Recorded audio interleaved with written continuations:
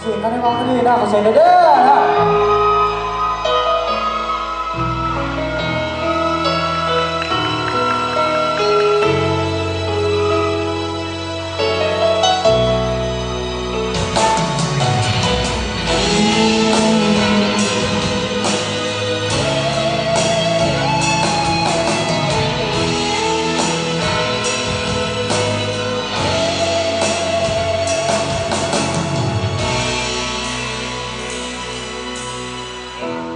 วันที่ลมลงบนหนทางจะไปต่อวันที่ใจท้อหมดแหกขาดกำลังใจตั้งลมคนหนึ่งที่ยังส่งเสียงจะลืมบอกใจให้ชีวิตที่สดใสและมีพลังจะสู้ต่อไปมีวันที่เหงาใจมีวันที่ทุกข์ใจไม่ให้กำลังที่เสมอว่าอยู่ที่ใดที่สุดก็ฟ้าตายผมมีจักรทางที่เขาจะปล่อยใจค่อยเหงาเจ้าที่คนเดียวที่จะซื้อและมีผู้ตา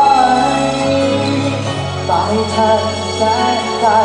เจ้าที่ให้กำลังที่ทำให้คอยเกินไป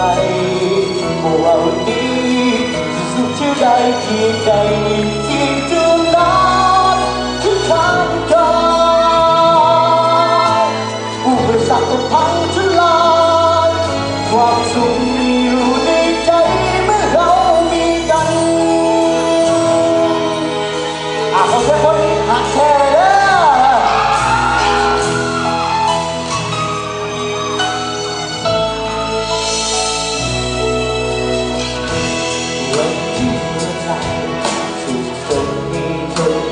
เข้าใจเจ้าที่คนเดียวที่ไม่เคยห่างที่ไม่ได้เพียงที่ได้ฟังอยากให้รู้ว่าเจ้าห่วงใยในชีวิตที่สดใสและมีพลังจะสู้ต่อไป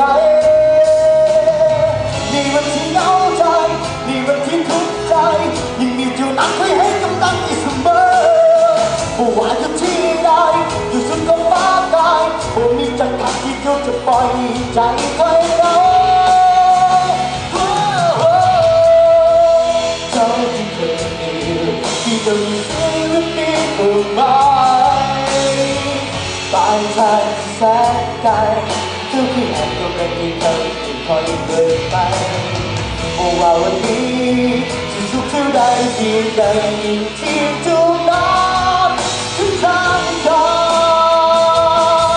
ยอุปสรรคก็พังทลายความสุขมีอยู่ในใจเมื่อเรามีกัน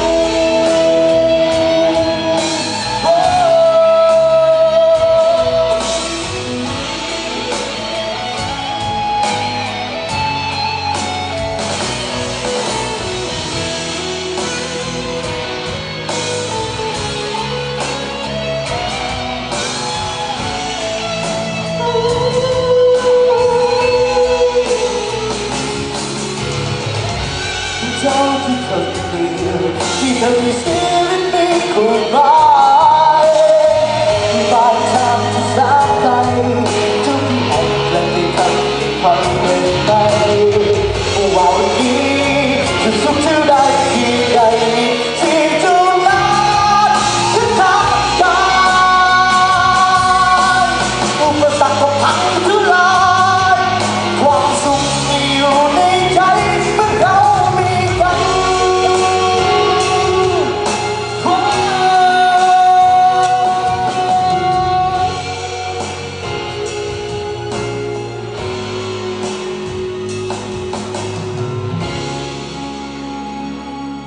เข้าใจ